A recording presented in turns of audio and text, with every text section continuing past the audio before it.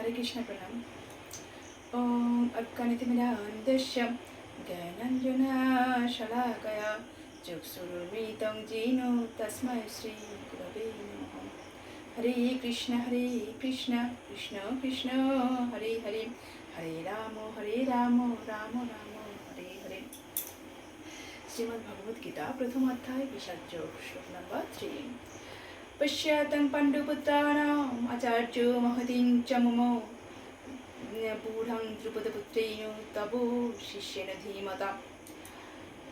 হে আচার্য, পাণ্ডবদের মহান সৈন্যবল দর্শন করুন, যা আপনার অত্যন্ত বুদ্ধিমান শিষ্য দ্রুপদের পুত্র অত্যন্ত দক্ষতার সঙ্গে বুদ্ধের আকারে রচনা করেছেন।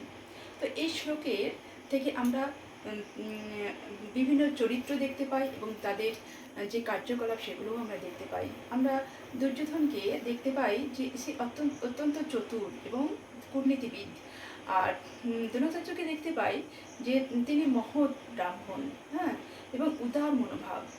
আর ধৃষ্টদ্যুম্নকে দেখতে পাই তিনি অত্যন্ত বুদ্ধিমান। এখানে বিশেষ শব্দ হলো, এই শ্লোকের বিশেষ শব্দ হলো যে ধীমতা। ধীমতা মানে অত্যন্ত বুদ্ধিমান। এখানে বুদ্ধিমান হলো, এখানে বুদ্ধিমান আমরা দুজনকেই বলতে পারি, দুর্যোধনকেও বলতে পারি এবং ধৃষ্টদ্যুম্নকেও বলতে পারি। তো দুর্যোধন দ্রোণাচার্যের কাছে গিয়ে তিনি বলছেন যে দেখুন, পাণ্ডবদের সৈন্যসজ্জা বুদ্ধের আকারে রচনা করেছেন দ্রুপদ পুত্র ধৃষ্টদ্যুম্ন। দ্রুপদ পুত্র কেন করেছেন তিনি? দ্রুপদ রাজা আর দ্রোণাচার্য মধ্যে রাজনৈতিক অমিল ছিল। তো সেই কারণে একবার যুদ্ধে দ্রোণাচার্য দ্রুপদ রাজাকে পরাজিত করেছিলেন। আর সেই পরাজিত হওয়ার পরে দ্রুপদ রাজা মনে মনে প্রতিজ্ঞা করেছিলেন যে আমি তো পরাজিত করতে পারি নাই, তো কি হয়েছে, আমি আমার সন্তানকে দিয়ে দ্রুপদ রাজাকে হত্যা করাবো। তো সেই কারণে তিনি একটা যজ্ঞ অনুষ্ঠান করলেন এবং সেই যজ্ঞ থেকে ধৃষ্টদ্যুম্নকে তিনি লাভ করেছিলেন, যার উদ্দেশ্যই ছিল কেবলমাত্র দ্রোণাচার্যকে হত্যা করা।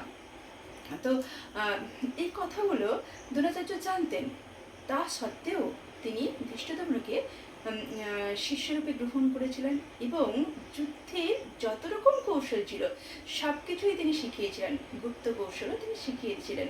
সেই কথাটা দুর্যোধন বারবার করে অতি চতুরতার সাথে দ্রোণাচার্যকে মনে করিয়ে দিচ্ছেন যুদ্ধের সময়, যে দেখুন আপনার সামনে আপনার শিষ্য রয়েছেন, অতি প্রিয় শিষ্য রয়েছেন, কিন্তু আপনি শিষ্যকে দেখে যেন আপনার হৃদয় কোমলতায় না ভরে ওঠে।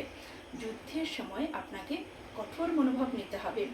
তো এটা দুর্যোধনের অতি চাতুরতা আমরা দেখলাম, আর দ্রোণাচার্যের মহত্ব দেখলাম।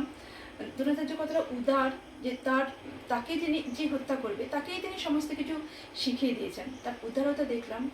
আর আমরা ধৃষ্টদ্যুম্নকে দেখলাম যে তিনি অত্যন্ত বুদ্ধিমান, তাই তিনি পাণ্ডবদের সৈন্যসজ্জা সুন্দর করে বুদ্ধের আকারে রচনা করেছেন। তো এখানে আমরা তিনটি চরিত্র খুব সুন্দর করে পাই।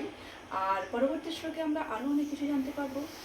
তো ধর্মক্ষেত্রে যুদ্ধে, এই যে কুরুক্ষেত্রে যে যুদ্ধ হয়েছে সেই যুদ্ধের সম্বন্ধে অনেক কিছু জানতে পারবো। যদি ভিডিওটি ভালো লেগে থাকে লাইক করবেন, পরবর্তী শ্লোকের জন্য অপেক্ষা করুন। হরে কৃষ্ণ প্রণাম।